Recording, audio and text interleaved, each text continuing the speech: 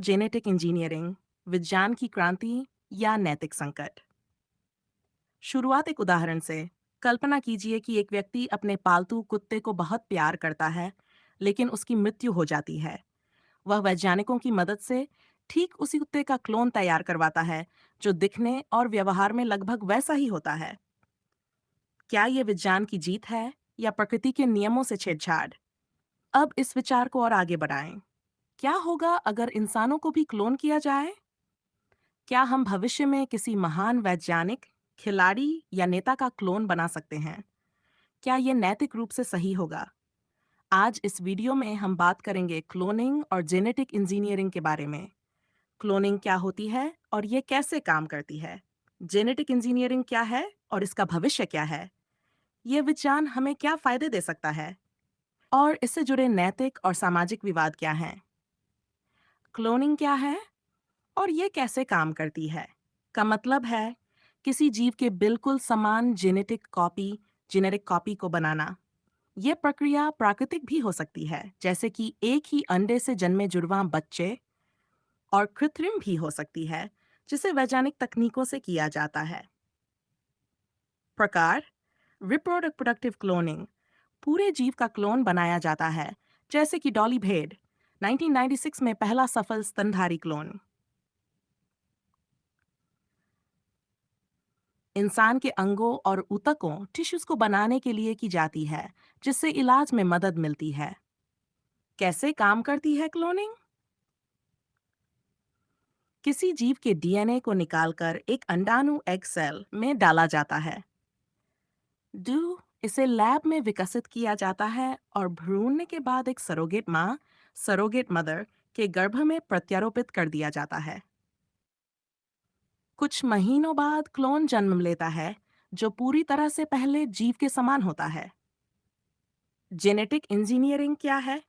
Genetic engineering का मतलब है जीवों के डीएनए को बदलकर उनकी विशेषताओं में सुधार करना। फसल उत्पादन में वैज्ञानिकों ने ऐसे बीज विकसित किए हैं जो ज्यादा उत्पादन देते हैं और कीड़ों से बचाव करते हैं, जैसे बीटी कॉटन। चिकित्सा में इंसान की बीमारियों को ठीक करने के लिए जीन थेरेपी का उपयोग किया जा रहा है। क्रिस्पर तकनीक, ये एक आधुनिक जेनेटिक एडिटिंग तकनीक है, जिससे डीएनए के खास हिस्सों को काटा और बदला जा सकता है। क्या भविष्य में डिजाइनर बेबीज संभव? अब वैज्ञानिक इस तकनीक का उपयोग इंसान के गुणों को बदलने के लिए कर सकते हैं। इसका मतलब यह है कि भविष्य में माता पिता अपने बच्चे की आंखों का रंग, बुद्धिमत्ता, ताकत और बीमारियों से सुरक्षा पहले से तय कर सकेंगे। लेकिन ये नैतिक रूप से कितना सही होगा? क्या क्लोनिंग और जेनेटिक इंजीनियरिंग से हमें फायदा होगा? स्वास्थ्य के क्षेत्र में क्रांति, थेरेप्यूटिक क्लोनिंग से बीमार अंगों को बदलने में मदद मिलेगी। कैंसर जैसी बीमारियों का इलाज आसान हो सकता है। खाद्य सुरक्षा और कृषि में सुधार, ऐसी फसलें बनाई जा सकती हैं जो जलवायु परिवर्तन को सह सकें। लैब में बना मांस पशु हत्या को रोक सकता है। लुप्तप्राय प्रजातियों को बचाया जा सकता है। विलुप्त हो रही प्रजातियों को क्लोनिंग से फिर से लाया जा सकता है। जीवन काल बढ़ सकता है। वैज्ञानिकों का मानना है जेनेटिक एडिटिंग से इंसानों की उम्र 150 साल तक बढ़ाई जा सकती है। क्या यह नैतिक रूप से सही है? इंसानों की क्लोनिंग, नैतिकता पर सवाल। क्या किसी इंसान का क्लोन बनाना सही होगा? क्या क्लोन इंसान को समान अधिकार मिलेंगे? जो जेनेटिक भेदभाव डिस्क्रिमिनेशन, क्या भविष्य में अमीर लोग अपने बच्चों के डीएनए को बेहतर बनाकर गरीबों से आगे निकल जाएंगे?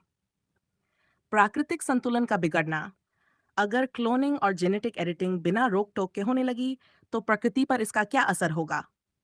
क्लोनिंग और जेनेटिक इंजीनियरिंग विज्ञान की सबसे बड़ी उपलब्धियों में से एक है। इनसे कई बीमारियों का इलाज संभव होगा, लेकिन इसके नैतिक पहलू पर गंभीर चर्चा होनी चाहिए। अगर सही दिशा में उपयोग किया जाए, तो यह मानवता के लिए वरदान साबित हो सकता है। क्या आप मानते हैं कि इंसानों की क्लोनिंग होनी चाहिए? कमेंट में अपनी राय बताइए और इस वीडियो को लाइक और शेयर जरूर करें।